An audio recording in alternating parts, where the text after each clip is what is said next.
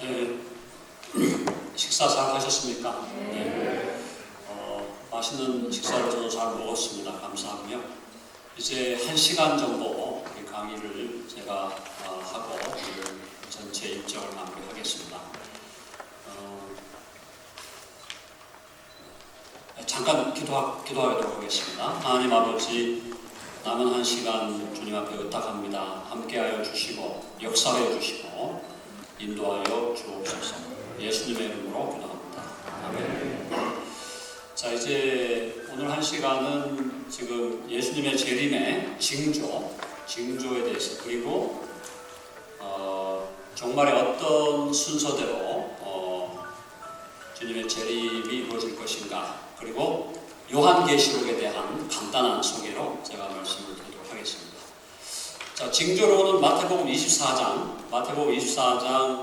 3절로 14절에 나와 있고요. 그 징조론을 제가 3가지 정도로 구분을 했습니다. 그래서 첫 번째는 재림의 초기 징조, 그 다음에 재림의 중간 징조, 그 다음에 재림의 최종적 징조입니다. 초기 징조라는 것은 예수님이 하신 말씀에 많은 거짓 그리스도들의 미혹이 있을 것이고, 전쟁과 전쟁의 소문이 있을 것이고, 나라가 나라를 대적하여 일어날 것이고, 처치의 기근과 지진이 있을 것이다. 그런데 이것은 시작이고 끝이 아니다. 이렇게 말씀하셨거든요. 그래서 이게 재림의 초기 징조다라는 말씀. 이거는 뭐냐면 교회사 2000년 동안에도 이런 일들이 지속되어 왔고, 2000년 동안 뭐 전쟁이 계속되었고, 기근이 있었고, 지진이 있었습니다. 근데 특별히 20세기에 들어와서 특별하게 전쟁의 규모가 엄청나게 커졌죠. 그래서 20세기 초반에 1차 세계대전, 2차 세계대전, 그래서 세계대전, 2차 세계대전이야말로 완전히 글로벌한 전쟁이었잖아요. 글로벌한 전 세계가, 그래서 이게 아시아에서도 일본이 개입이 되었고, 또 러시아, 그 다음에 독일 이렇게 해서 또 미국까지 사실은 전 세계가 참여했던 전쟁이 제2차 세계대전이고요. 그때부터 이제 이 전쟁의 규모가 완전히 달라졌습니다. 그리고 이제 한국전쟁도 사실은 한반도에서만 싸웠지만 거기에 유엔의 16개 국가가 군사들을 보냈고, 또 거기에 뭐 30몇 개가 되는 국가들이 또 자원과 이런 걸 보내가지고, 사실은 한국전쟁도 어떻게 보면은 규모는 세계전쟁이라고 할 정도로 그렇게 큰 전쟁이었습니다. 그리고 이제 21세기에 들어와서 우리가 테러와의 전쟁도 굉장히 큰 전쟁이었고, 이번에 러시아가 우크라이나를 침공하면서, 이것도 사실은 전쟁에 당사되는 두 나라지만 실제로 우크라이나를 지지하는 서방 국가들, 그리고 또 러시아와 이렇게 결탁되어 있는 국가들, 이렇게 또 보면은 세계가 큰 블록으로 나누어져서 싸우게 될 걸 볼 수가 있습니다. 그러니까 지금 전쟁의 규모 자체가 글로벌해졌다. 이게 20세기에 들어와서 많이 달라진 것이고, 21세기에는 더 이것이 그런 방향으로 가리라고 보여집니다. 중간 징조는 이제 특별히 요즘에 특별히 이런 문제들이 많이 일어나고 있죠. 그리스도인들에 대한 핍박.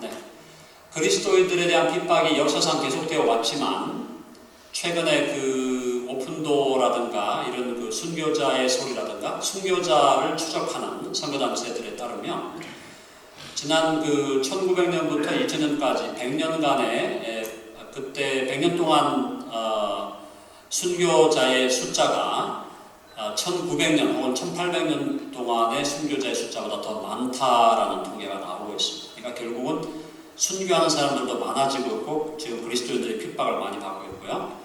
거짓 선지자들이 일어난다. 이것은 결국은 여러 가지 이단들, 여호와의 증인 모르몬 포함해서 우리 한국의 통일교, 또 지금의 하나님의 교회, 신천지, 또 구원파, 정명석, 이런 다양한 이단들이 지금 계속 일어나고 있고, 불법이 성함으로 사랑이 식었다. 이게 불법이 성함으로 사랑이 식었다는 게 여러 가지로 우리가 양상을 나타내겠지만, 사실은 최근 21세기에 들어와서 가장 큰 문제 중에 하나가 동성애자들의 결혼을 미국이 합법화했다는 거. 미국이 그런 일을 하리라고는 상상을 못하지 않습니까? 근데 그게 이제 합법화되면서 결혼관이 깨어지고 또 성적인 부분에서의 그 무도덕함이 사실은 엄청나게 올라가게 되고 또 서로에 대한 사랑이 식으니까 부모가 자식을 죽이고 자식이 부모를 죽이고 할머니 할아버지가 손자 손녀를 죽이고 손자 손녀가 할머니 할아버지를 죽이는 폐륜 범죄가 정중하고 있죠. 그런 범죄는 사실은 100년 전만 해도 그런 범죄가 뭐 거의 없었다고 봐야 되는데 최근 들어서 이런 범죄들이 점점점 폐륜 범죄가 많아지고 있습니다. 그래서 이제 이런 징조들이 계속 진행되어 가다가 마지막 징조 24장 14절에 천국 복음이 모든 민족에게 증언되기 위하여 온 세상에 전파되리니 그제야 끝이 오리라. 천국 복음이 온 세상의 모든 민족에게 증언된다. 이 모든 민족이라는 말이 헬라어로 에스노스입니다. 종족이라는 개념, 종족. 나라 개념이 아니에요. 그러니까 유엔에 속해 있는 나라가 200개에서 220개로 보는데 그 나라들 중에 어느 한 나라에도 복음이 안 들어간 나라가 없습니다. 사우디아라비아에도 복음이 들어가고 교회가 있고 또 복음 화율이 가장 낮은 나라가 일본입니다. 일본에도 복음이 들어가 있고 교회들이 있습니다. 그러니까 나라들로 치면은 복음이 전파되지 않은 나라가 없습니다. 그러나 종족으로 따지면 이 세상에 이 지구에 있는 종족이 11,000개로 봅니다. 11,000개의 종족 중에 아직 복음이 전파되지 않은 종족이 미전도 종족이 아직 남아 있습니다. 그러니까 그 미전도 종족에게 복음이 다 전파되는 그때가 되면 주님 오심이 정말 가까웠다 이렇게 보시면 되겠습니다. 자, 그래서 오늘날 최근 그 통계 자료에 의하면 11,000개 종족이 있고 이 지구상에 사용되는 언어가 한 7,000개가 있다고 합니다. 7,000개 언어로 성경의 번역이 지금 계속되고 있는데요. 앞으로 현재의 통계에 의하면 12년 걸린다.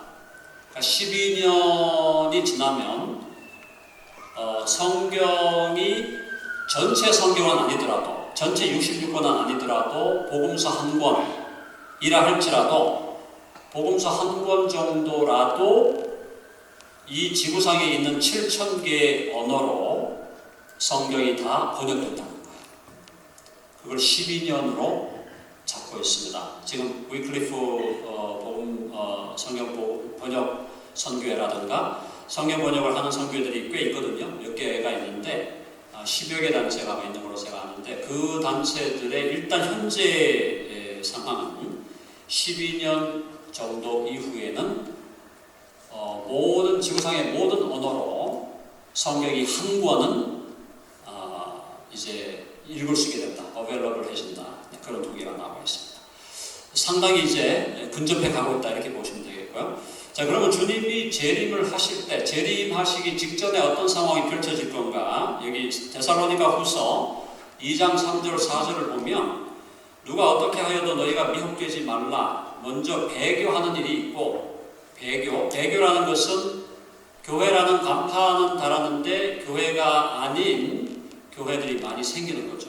그래서 배교하는 일이 있고 저 불법의 사람 멸망의 아들이 나타나기 전에는 그날이 이르지 아니하리니 그는 대적하는 자라 신이라고 불리는 모든 것과 숭배함을 받는 것에 대항하여 그 위에 자기를 높이고 하나님의 성전에 앉아 자기를 하나님이라고 내세운다. 이게 이제 적그리스도의 등장이거든요. 그러니까 먼저 배교하는 일이 있다. 이 배교라는 것은 교회가 진리를 버리고 복음을 버리고 교회가 하나님을 배신하는 그 단계죠. 그래서 저는 이 배교의 시대가 오늘날의 시대라고 봅니다. 배교의 시대가 오늘날의 시대다. 그 이후에는 불법의 사람, 멸망의 아들, 적그리스도죠. 그가 나타날 것이고 그가 나타난 다음에 주님이 재림하시게 되는데 이 적그리스도는 어떻게 뭘 하는 자냐면은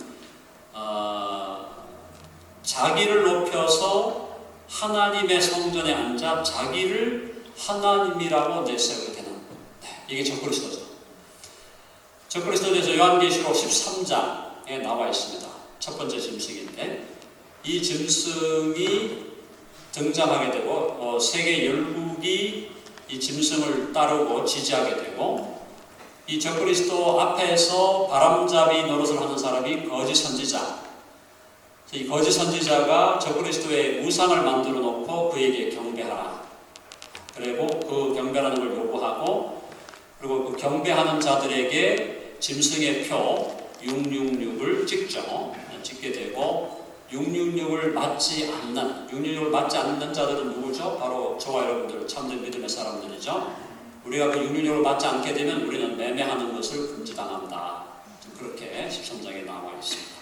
지금 그런 방향으로 지금 역사가 진행되고 있다는 걸 여러분이 아시면 되겠고요. 자, 그러면 그 다음에 적그리스도가 등장한 다음에 어떻게 되는가? 적그리스도는 등장을 해서 세계를 지배하고 하나님을 대적하게 됩니다.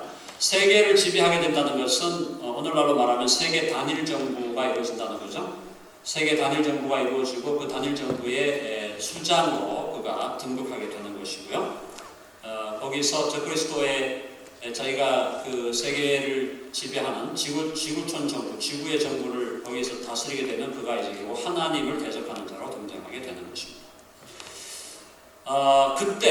그때 큰 환란이죠. 그때가 바로 큰 환란. 왜 큰 환란이냐 하면 적그리스도가 등장해서 세계를 지배하면서 교회를 핍박하게 되니까요. 네, 바로 그 상황에서 거짓 선지자가 적그리스도를 숭배하게 하고 짐승의 표를 받게 하고 교회와 성도를 위한 예비처가 있다. 근데 놀라운 것은 12장에 계시록 12장에 나오는 해를 옷 입은 여자의 그 기사를 보면은 교회를 위하여 예비한 곳이 있더라. 하나님이 예비하신 예비처소가 있더라고 말씀하면서 그 교회를 하나님이 철저하게 보호하실 것이다 라고 약속하고 있습니다. 그래서 우리가 두려워할 게 없습니다. 무슨 뜻인가 하면 교회는 환란을 통과합니다. 적그리스도의 핍박을 받게 됩니다. 그러나 교회를 하나님이 완벽하게 철저하게 보호하시겠다고 약속하셨습니다. 그러므로 우리가 두려워할 게 없고 겁낼 게 없어요. 그리고 하나님께서 선택하셔서 순교하도록 되어 있는 순교자들은 또 그때 순교하게 될 것입니다. 그리고 하나님이 순교할 수 있는 권한을 주지 않은 성도들은 하나님이 끝까지 보호하시고 지킬 것이다. 자, 이제 적그리스도가 등장해서 마지막 적그리스도가 자기를 지지하는 자들의 군대를 모으는 곳이 아마겟돈이죠. 아마겟돈 전쟁 최후에 그때 예수님이 하늘로 쫓아 부활하신 인성을 입으시고 구름을 타시고 모든 사람이 볼 수 있게 강림하시죠. 그때 성도들은 공중으로 들어올려져서 주님을 영접하고 함께 주님과 내려와서 혼인잔치를 벌리면서 천년왕국을 들어가게 되는 것입니다. 이게 이제 재림의 모습이다 이렇게 보시면 되겠고, 자, 그 다음에 이제 지금 학문적으로 좀 논쟁이 많은 부분인데요. 이 부분은 견해가 다양하다는 것만 아시면 제가 볼 때는 좋겠습니다. 자, 예수님이 재림할 때 부활하는 자들이 누구냐? 모든 죽은 성도들이 부활하느냐 아니면은 순교자만 부활하느냐, 이런 견해가 지금 충돌하고 있어요. 그래서 전통적인 그 복음주의권, 개혁주의권에서의 견해는 예수님이 재림할 때 모든 죽었던 성도들이 다 부활한다. 이게 이제 전통적인 견해입니다.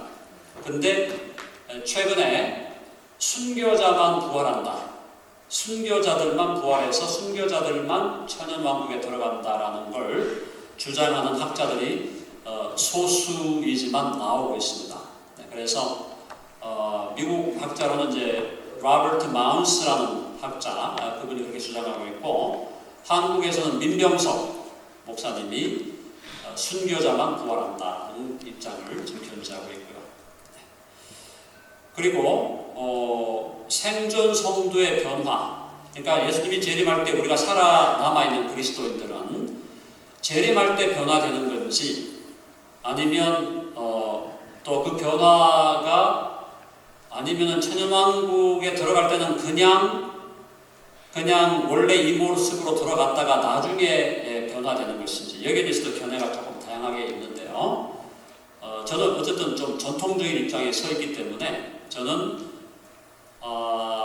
모든 성도가 다 부활할 것이고 주님이 재림하실 때 살아남아 있게 된다면 그때 우리 모두도 변화될 것이다 라고 저는 그 입장을 지지하고 있습니다. 그러나 견해가 다양하게 있다는 거 여러분이 아시면 되겠고, 천년왕국에 누가 들어가느냐, 이 문제도 지금 사실은 여러 가지 견해가 있습니다. 천년왕국에 누가 들어가는가 할 때 전통적 견해, 저는 아직 그 입장인데요, 전통적 견해는 부활한 모든 성도들이 들어가고 또 변화된 모든 성도들이 들어가고 동시에 주님 재림할 때 남아있었던 불신자도 함께 들어간다라는 것이 전통적 견해인데, 저는 그게 조금 더 맞지 않을까 이렇게 보고 있습니다. 그리고 일부 다른 견해는 예를 들어서 아마 이광복 목사님을 아시는 분이 있을 텐데, 이광복 목사님은 믿지 않는 자들은 다 정결당하고 오직 부활하고 변화된 성도만 들어간다 이렇게 지금 주장을 하고 계시고요.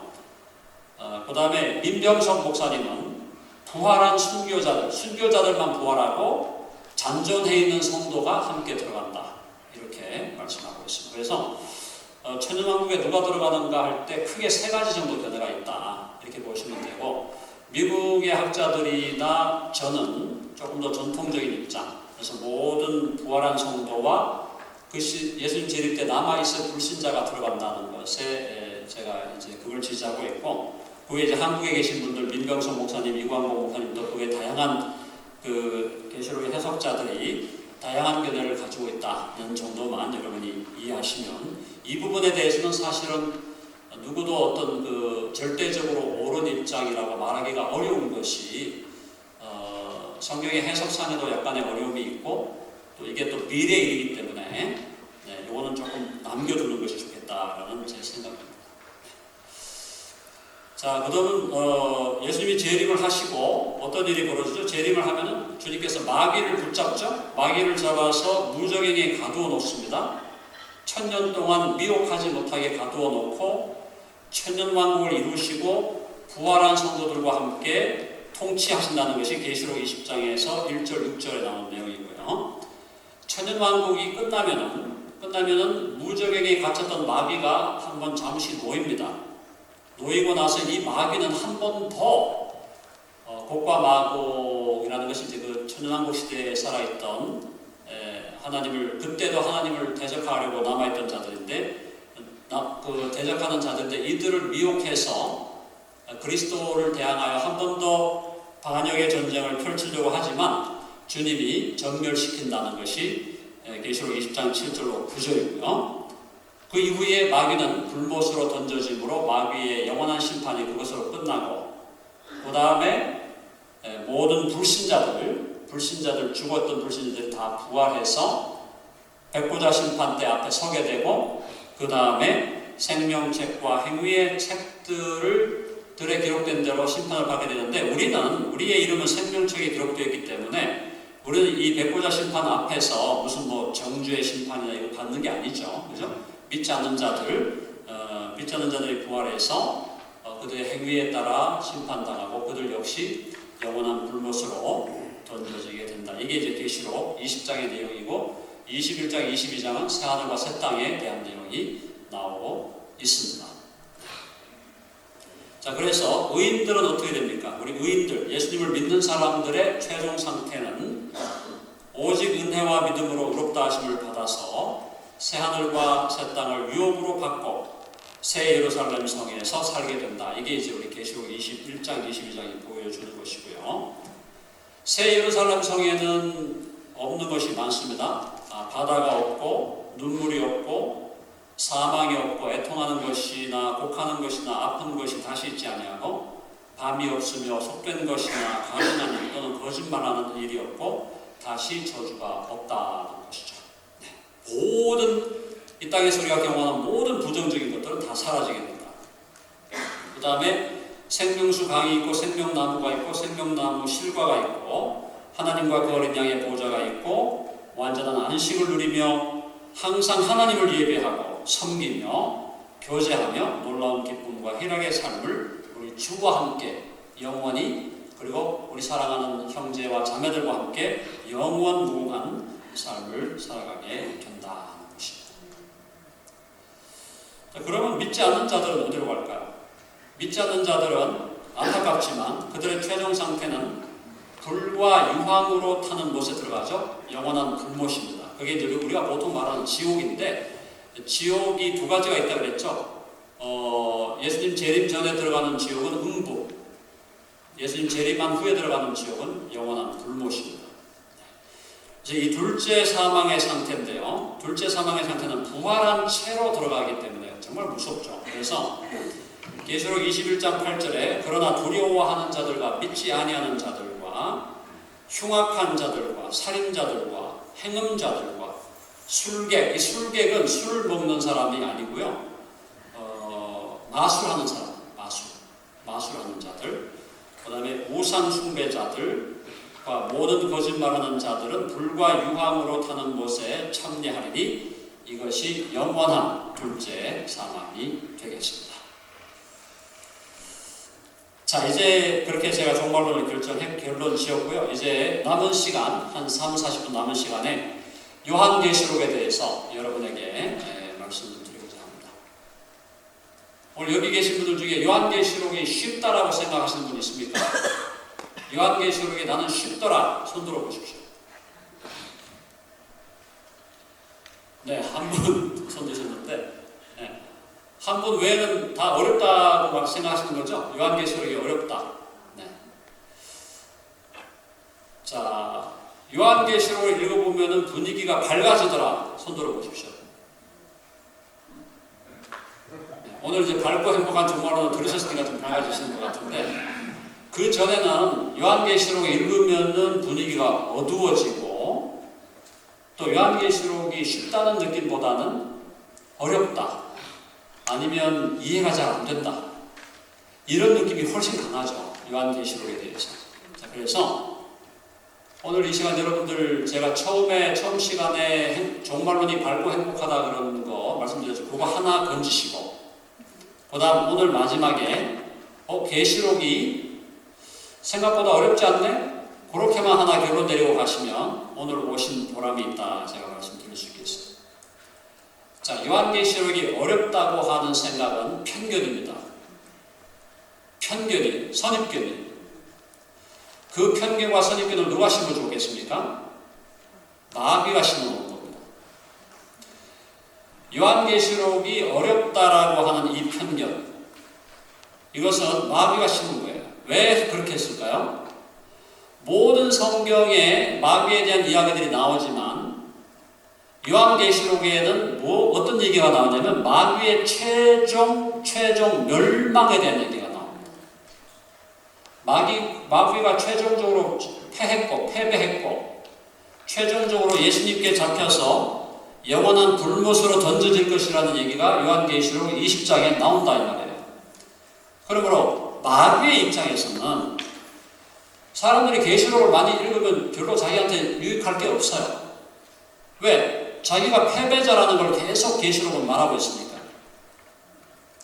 자, 그러니까 저는 교회사 20년 동안에 요한계시록을 어렵다라는 인상을 주었던 것은 우리 사람들의 부족함도 있었지만 마귀가 그만큼 강하게 역사했다라고 보는 거죠. 계시록을 어려운 책이라고 자꾸 세뇌를 시킨 겁니다. 함부로 해석하지 마라. 계시록을 읽지 마라. 마귀의 역사죠. 자, 그래서 요한계시록은 제가 오늘 여러분에게 단언하건대 요한계시록은 결코 어려운 책이 아닙니다. 제가 오늘 여러분에게 증명을 해드릴 거예요. 그 다음에 요한계시록이 두려운 책이다. 요한계시록이 두려워야 될 사람은 믿지 않는 자들입니다. 요한계시록의 내용을 두려워해야 할 사람은 예수님 믿지 않는 사람들, 그리고 마귀, 적그리스도, 거짓 선지자, 이런 존재들이 요한계시록을 두려워해야 되죠. 왜? 요한계시록은 그들의 멸망과 심판과 패배에 대해서 기록하고 있습니다. 예수님을 믿는 우리들에게는 요한계시록은 두려운 책이 되어서는 절대로 안 됩니다. 우리에게는 요한계시록이 특별히 19장 기뻐하고 즐거워하라. 기뻐하고 즐거워하라. 왜? 우리의 신랑이 오시는 거니까. 신랑이 오셔서 우리와 함께 혼인잔치하러 정원하신, 초림을 통하여 우리가 예수님을 처음 믿을 때에 우리와 정원하신 그리스도가 이제는 우리 눈으로 볼 수 있고 우리 손으로 만질 수 있는 몸으로 다시 오셔서 우리와 함께 혼인잔치를 벌인다는 내용이 계시록의 내용이라면, 그것은 우리에게 두려운 책이 되는 것이 아니라 우리에게 행복한 소망, 기쁨의 소망, 즐거움의 기대, 대망을 하게 하는 책이 되죠. 그런데 그 책을 어렵다고 무시하고 두렵다고 안 읽고 설교하지 않고 해석하지 않는다면 그것은 마귀의 역사에 그냥 동조하고 넘어가는 것이다. 계시록 1장 3절에 이 책에 기록된 내용을 읽는 자와 듣는 자와 기록한 것을 지키는 자가 복이 있다고 했습니다. 이 얘기는 뭐냐면은 요한계시록은 우리가 읽어야 될 책이고 읽을 수 있는 책이고 들어야 되고 들을 수 있는 책이고 그 내용을 지킬 수 있는 책이다. 그만큼 요한계시록은 쉽게 말해서 이해할 수 있는 책이다라는 거예요. 계시록을 이해할 수 없는 걸로 주신 게 아니라는 거예요. 애시당초 하나님께서 계시록을 주실 때 계시록은 이해할 수 없고 어렵고 두렵고 겁나는 것으로 주신 적이 예수님은 없다는 겁니다.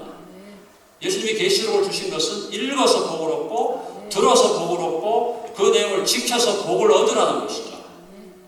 그러므로 계시록을 어렵게 두렵게 이렇게 계시록에다가 이상한 막 안개를 거기 쳐가지고 뿌옇게 만들어 놓고 계시록은 함부로 다루면 안 되고 이런 식의 그 신화와 편견과 선입견을 만들어낸 것은 마귀가 자기의 종말에 대해서 자기가 두려우니까 그 얘기를 한 것이다. 자, 그러면 계시록이 어렵지 않고 상대적으로 쉬운 책이라고 한다면 우리는 계시록을 어떻게 읽어야 할까요? 계시록의 기록 목적을 바르게 이해해야 됩니다. 기록 목적이 뭡니까? 반드시 장차 일어날 일들에 대해서 알게 하시는 겁니다. 1장 1절 계시록 반드시 장차 일어날 일들에 대해서 알게 하신다. 그게 뭐예요? 반드시 장차 일어날 일들이 뭡니까? 바로 예수님의 재림 직전의 일, 그리고 재림 직후의 일이에요. 그걸 우리들에게 알게 하시려는 책이 요한계시록입니다. 그러니까 요한계시록 본문의 성격은 연서죠. 연서. 그래서 저는 요한계시록을 미래주의적 입장에서 읽고 있습니다. 그 얘기는 뭐냐면 6장부터 그 이후의 일은 아직 이루어진 일이 아니에요. 여전히 예언으로 남아 있습니다. 미래에 될 일입니다. 자, 그리고 요한계시록이 예언서라고 하는 것은 실제적으로 미래에 일어날 사건에 대한 기록입니다. 미래에 일어날 사건들에 대한 기록으로 읽으셔야 된다. 자, 요한계시록을 읽을 때 어렵게 느껴지는 이유 중에 하나가 요한계시록이 여러 가지 상징을 사용하고 있습니다. 상징서가 맞아요. 상징을 사용하고 있습니다. 그러나 요한계시록이 사용하고 있는 상징도 성경 전체, 창세기로부터 요한계시록까지 면면이 흐르는 하나님의 상징법, 하나님이 상징을 사용해 오시는 방법을 우리가 어느 정도 훈련만 받으면 요한계시록에 나오는 여러 가지 상징들도 상대적으로 쉽게 우리가 이해할 수 있다라고 저는 믿습니다. 자, 그리고 요한계시록 읽을 때 요한계시록의 구조를 잘 파악을 하셔야 돼요. 그래서 구조에 대해서 제가 좀 더 다시 말씀을 드릴 텐데 요한계시록의 구조는 간단하게 말해서 요한계시록은 1부, 2부, 3부작입니다. 한번 해볼까요? 요한계시록은 3부작이다. 1부가 있고 2부가 있고 3부가 있어요. 그러면 1부는 뭐냐? 1부는 그게 그 계시록 1장 19절에 나옵니다. 계시록 1장 19절에 네가 본 것, 지금 있는 일, 장차 될 일을 기록하라 이렇게 되어 있어요.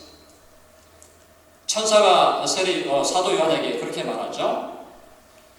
네가 본 것, 지금 있는 일, 장차 될 일입니다. 3부작이에요. 그럼 네가 본 것이 뭐냐? 1장 부활하셔서 재림을 준비하고 계시는 영광 속에 계신 그리스도 1장에서 봤죠? 지금 있는 일은 지금 소아시아의 7교회에서 벌어지고 있는 일입니다. 그게 2장과 3장. 그건 지상에서 지금 있는 일이죠. 천상에서 지금 있는 일이 뭐냐? 4장과 5장. 4장은 천상에서, 4장은 아버지 하나님을 중심으로 한 예배, 5장은 예수 그리스도를 중심으로 한 예배가 지금 벌어지고 있더라. 다시 말씀드리면 1장은 네가 본 것, 부활하셔서 재림을 준비하고 계시는 영광 중에 계신 그리스도, 2장과 3장은 지상의 교회에서 지금 있는 일, 4장과 5장은 천상에서 하나님 아버지를 중심으로 한 예배와 예수 그리스도를 중심으로 한 예배가 진행되고 있다. 그게 2부입니다. 2부. 그리고 3부는 장차될 일. 장차될 일은 6장부터 22장까지죠. 6장부터 22장까지가 장차될 일 이렇게 보시면 되고요. 그 6장부터 22장까지의 중심의 19장.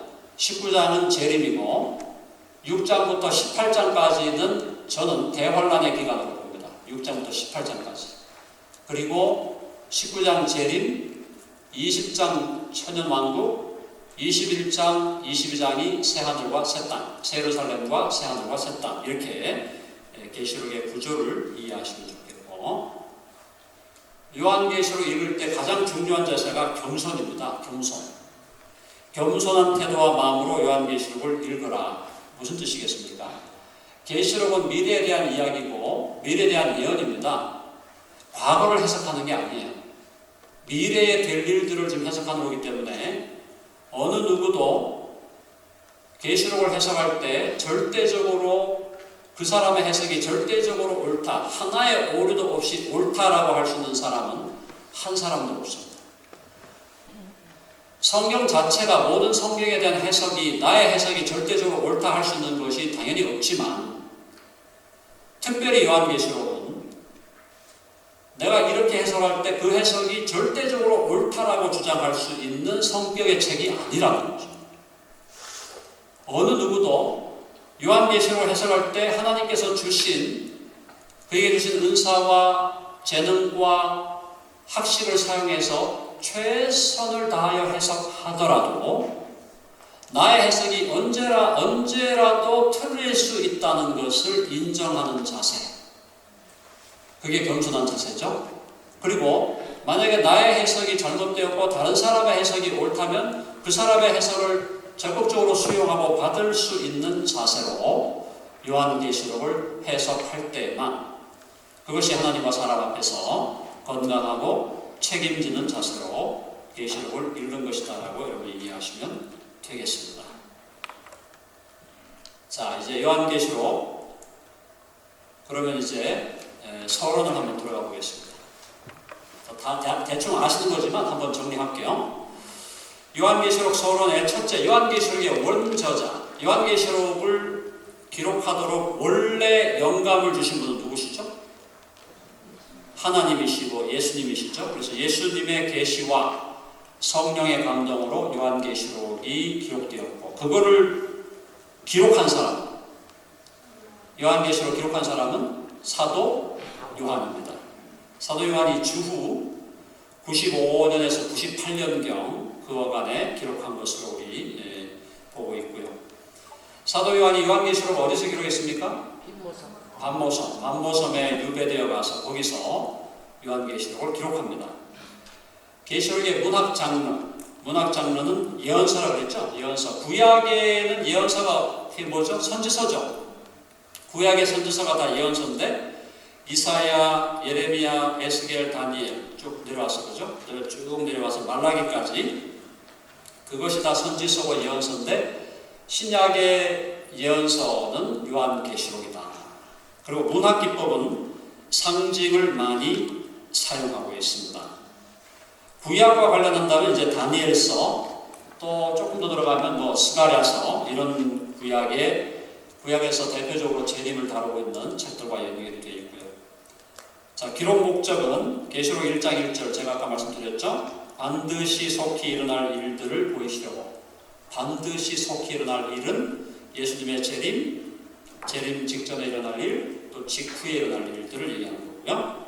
구조는 아까 계시록 1장 19절 말씀드렸습니다. 네가 본 것 1장, 지금 있는 일, 지상에서 지금 있는 일이 7교회에 대한 이야기 2장과 3장, 천상에서 지금 있는 일이 아버지 하나님을 중심으로 한 예배와 아들을 중심으로 한 예배 4장 5장, 장차 될 일은 6장부터 22장인데 6장부터 18장이 대환란의 기간, 그리고 19장과 22장은 재림과 재림 이후에 일어날 일들, 이것이 계시록의 기본 서론이 되겠습니다. 자, 이제 계시록을 이해함에 있어서 오늘 여러분들에게 결정적인 지금 오늘 이 부분을 여러분이 이해하시고 가셔야 됩니다. 오늘 식사하시고 혹시 가신 분이 없을 줄로 믿는데 그래도 가신 분들이 있다면 좀 아쉽고요. 오늘 남아 계신 분들은 오늘 이 결론을 꼭 들으시고 가시면 좋겠습니다. 자, 요한계시록을 해석할 때 제가 이런 비유를 합니다. 로마서와 요한계시록을 비교할 때 로마서는 논문이에요. 편지 형식으로 주어진 논문입니다. 요한계시록. 로마서는. 요한계시록은 편지 형식을 빌어 주었는데 요한계시록은 그림체예요. 그림체. 내용을 알고 보면은 로마서보다도 요한계시록이 더 쉽다. 오히려 로마서가 더 어려울 수 있다. 왜? 로마서는 논문이거든요. 그 로마서를 1장부터 쭉 따라가면서 해석을 하려면 상당한 신학적 준비가 필요하죠. 근데 요한계시록은 들어갈 때는 조금 느낌이 묵직하게 어려운 느낌이 드는데 들어가가지고 이것을 전체 그림을 그리면서 계시록을 보게 되면은 로마서보다는 더 쉬워지게 됩니다. 자, 그 이유가 뭐냐면 로마서를 읽을 때는 무슨 주요 등장인물 이게 없어요. 거기는 전부 신학적인 내용이니까. 근데 계시록은 주요 등장인물만 파악을 해도 내용이 딱 들어오게 됩니다. 자, 요한계시록에 주요하게 등장하는 인물은 뭐냐? 첫째, 거룩한 세력에서 거룩한 삼위일체 하나님, 아버지와 아들과 성령. 거룩한 삼위일체 하나님이 등장하죠.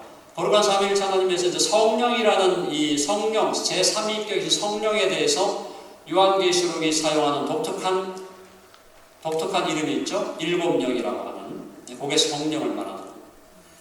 자, 그래서 성삼위일체 하나님이 나오고 이 성삼위일체 하나님과 대적하는 자가 악의 짝퉁 세 마리입니다. 한번 해봅시다. 악의 짝퉁 세 마리. 누구냐면 하나님 아버지와 대결하는 마귀, 예수님과 대결하는 적그리스도, 참된 그리스도와 적그리스도, 그리고 성령님과 대결하는 거짓 선지자. 이게 악의 짝퉁 세 마리예요. 이 악의 짝퉁 세 마리가 계시록에 나오는 주요한 인물들이죠.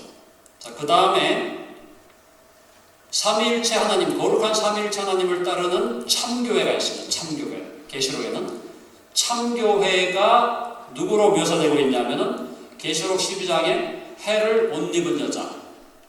해를 옷 입은 여자. 해는 예수님, 의의 태양이신 예수님에 대한 상징이에요. 그래서 그 해를 옷 입었다. 예수님으로 옷을 입은 여자. 누구겠어요? 교회입니다.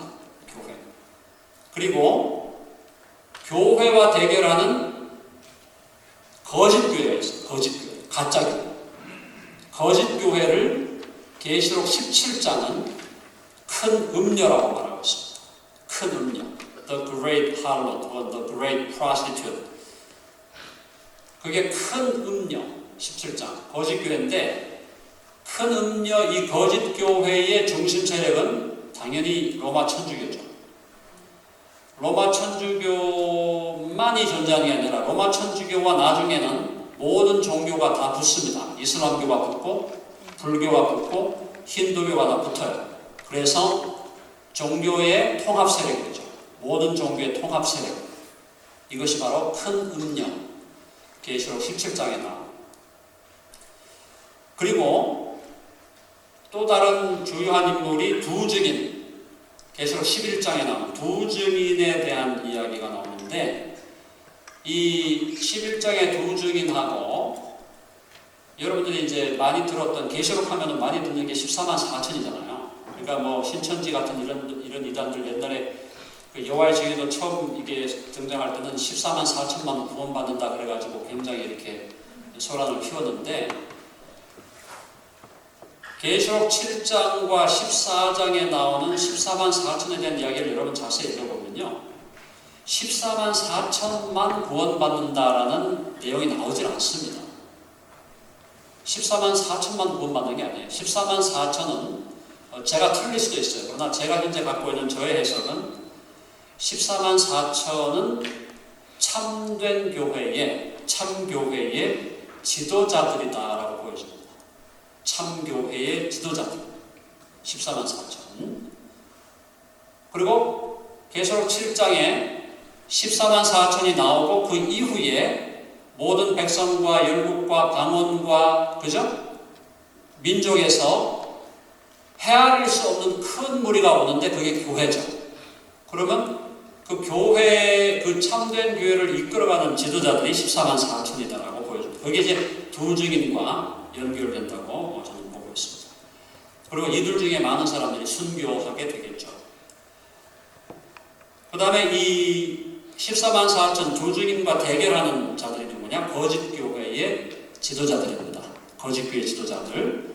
그래서 거짓 교회 지도자들, 뭐 지금으로 말하면 온갖 다른 종교의 지도자들, 뭐 교황들 이렇게 다 포함할 수 있겠죠. 그래서 이렇게 보면 결국은 이제 성부와 성자와 성령과 참교회와 참교회의 지도자들, 우리 거룩한 쪽에 5세력이죠.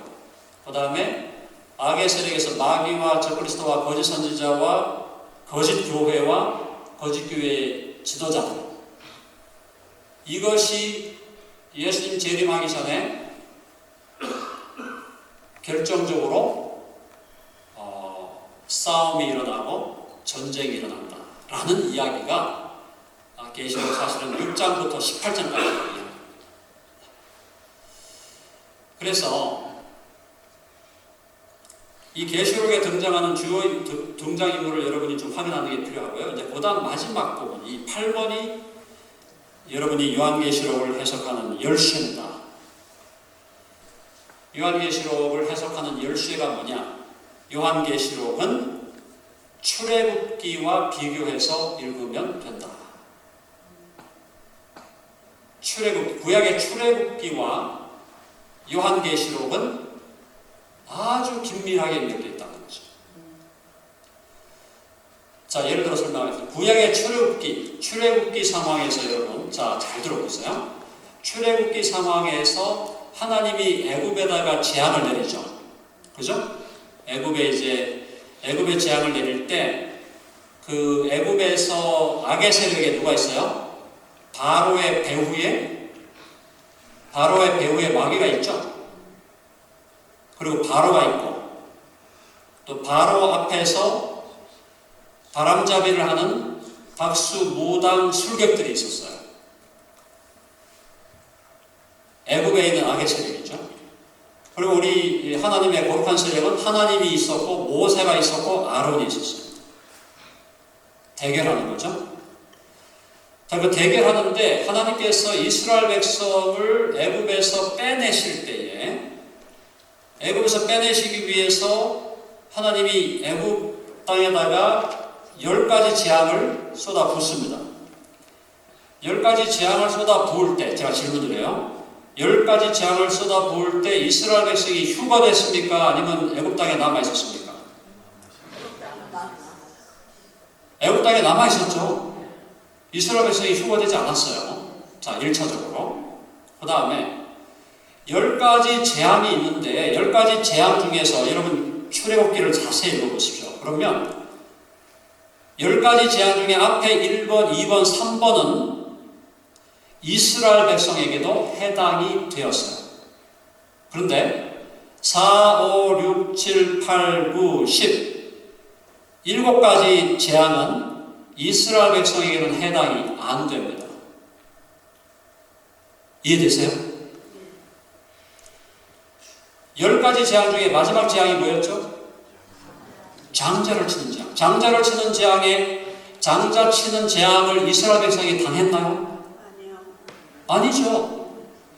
장자 치는 재앙을 바로가 당하고 애굽인들이 당했지만은 이스라엘 백성들에게는 뭐예요? 6월절이죠? 죽음의 사자가 넘어가 버리는. 그 그림이 똑같습니다. 요한계시록도 하나님께서 애굽을 치는 게 아니라 마지막 예수님의 재림 때는 이 세상이 뭐가 된다는 거예요? 바벨론이 된다는 거예요. 이 바벨론에 대해서 하나님이 심판하시기 위해서 7인과 7나팔과 7대접을 쏟아 붓는데 7인 중에 앞에 4말이 나오죠. 그 부분들은 우리 교회에도 어느 정도 적용을 받는다고 봅니다. 예수님을 믿는 사람도 팬데믹 걸려서 죽잖아요. 코로나 걸려서 죽은 사람들 중에 그리스도인이 있습니까? 없습니까? 있어요. 예수님 믿는 사람이라고 배 안 고픈 거 아니잖아요.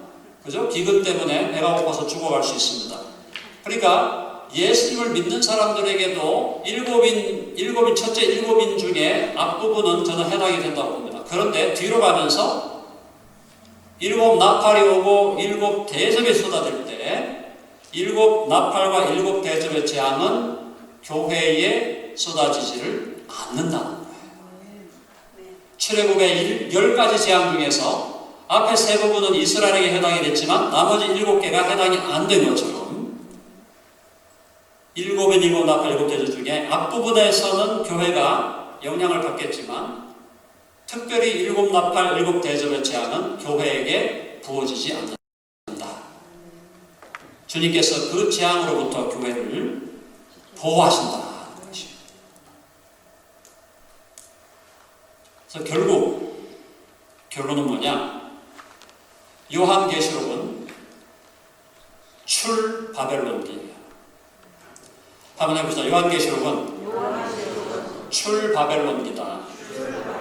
바벨론이 뭐냐? 바벨론이 벌써 하나님을 등지고 하나님을 배신한 전 세계의 반기독교적인 하나님을 대적하는 세계의 경제적, 정치적 모든 시스템이 바벨론이고 이 바벨론의 최후의 지도자가 바로 적그리스도죠.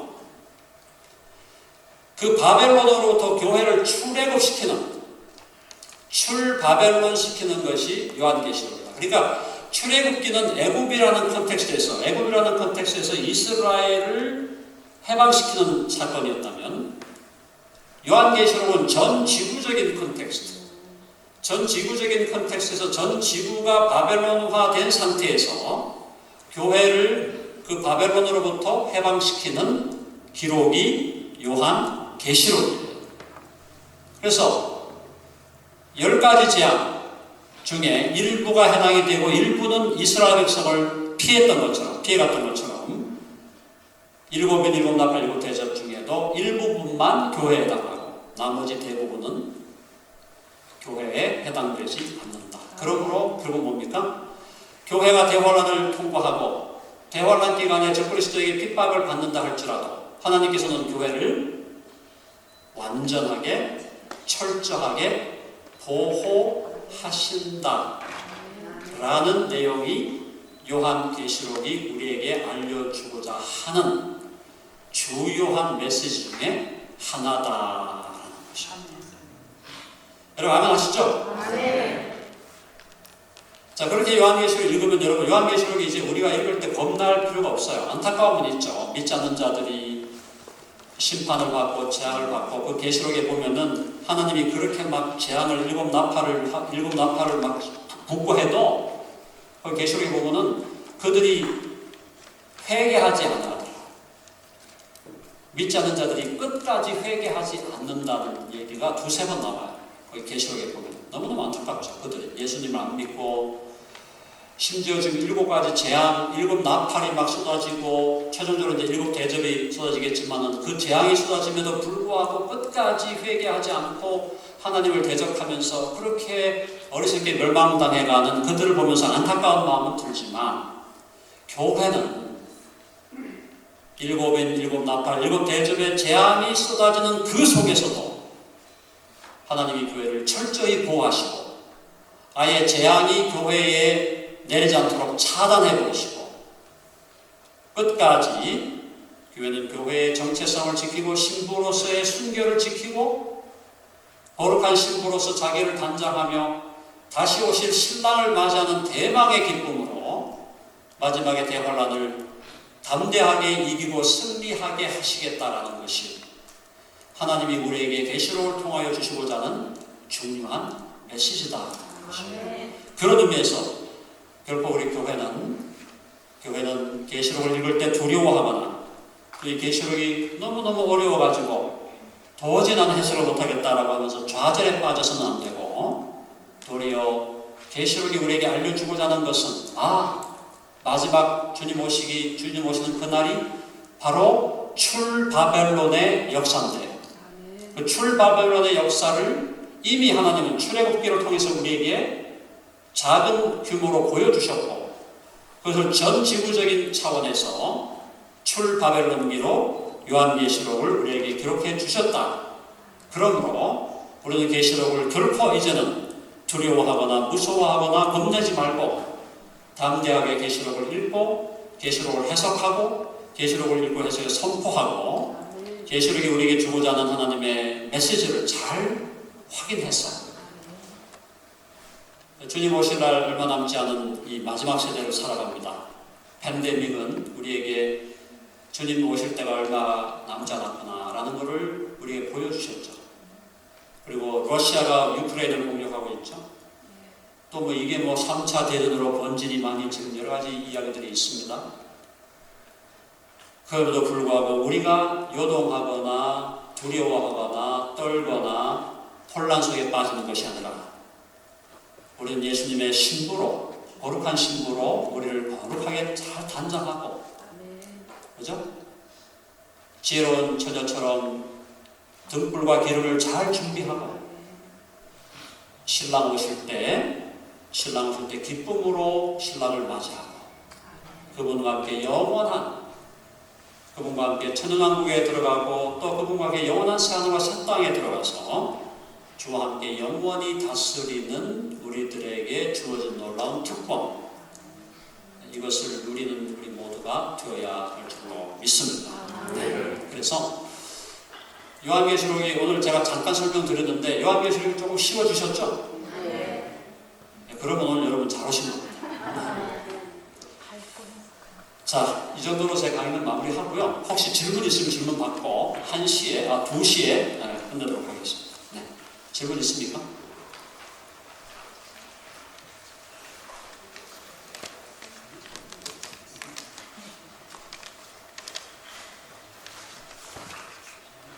너무 준비가 잘 되셔가지고 질문이 없으신 것 같은데.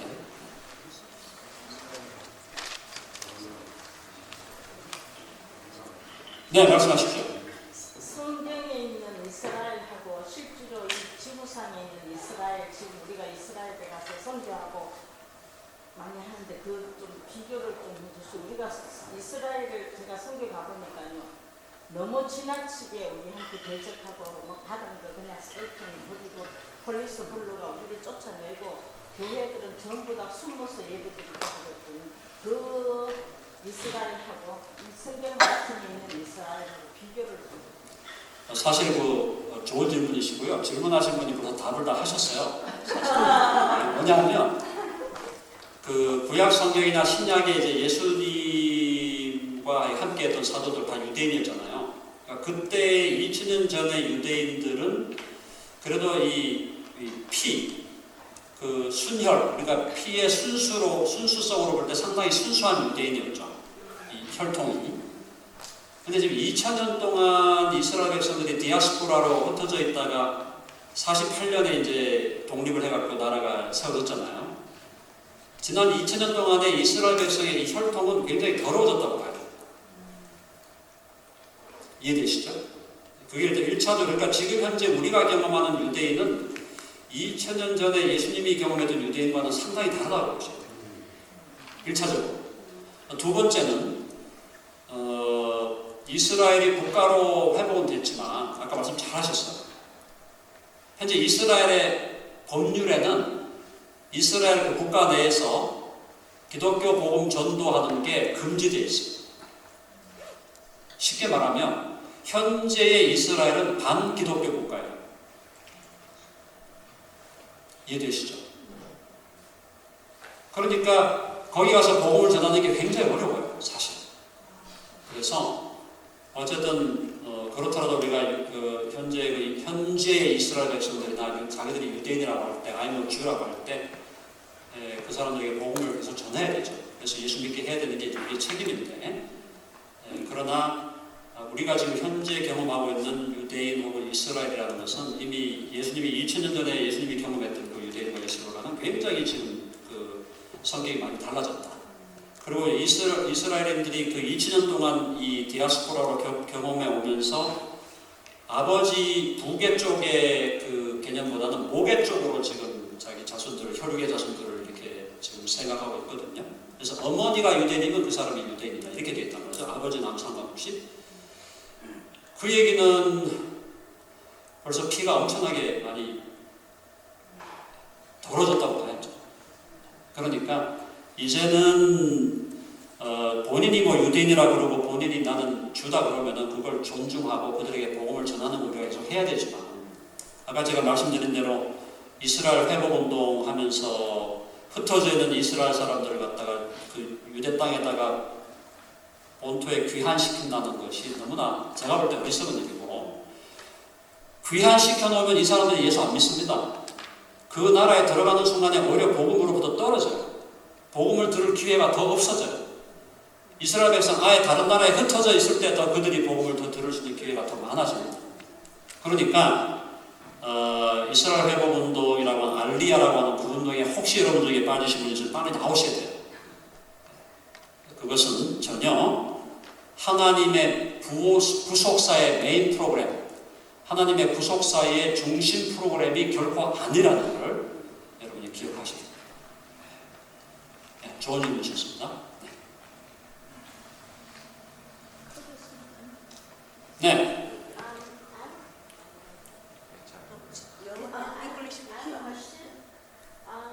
It's about in the Bible, Paul. Before he became Paul, his name was Saul, and it said that in the 4 books of the New Testament, Matthew, Mark, Luke, John, which was written by Paul also. Is that true? 그 복음서가 4개가 있는데, 네. Yeah, in the New Testament. 잉글리시로 대답해 주셨어요. 지금 한국말 이해 못하세요? 네. Okay. But your question is what? Just tell me again. Basically, I want to know, in the Bible, Paul, before he became Paul, he had his original name, but I wanted to know who he was trying to execute or trying to kill or someone. He was after someone, but who was it that he was after? So you mean who did Paul want to kill? Yeah. Okay. Was it one of the disciples or was it, The answer is very simple. So Paul wanted to kill only Christians. Only Christians who are, who converted to Christ right after the Pentecost. So Acts 2, chapter 2, right? Acts chapter 2 talks about the Pentecost, and then the Holy Spirit came, and the Holy Spirit was poured upon the church in chapter 2. And then in chapter 7, Deacon Stephen was martyred, was killed, and Saul was there in agreement with people who tried to kill Stephen. Right? So between chapter 2 and chapter 7 of the Acts of the Apostle, we have a lot of conversions, many people began to believe in Jesus.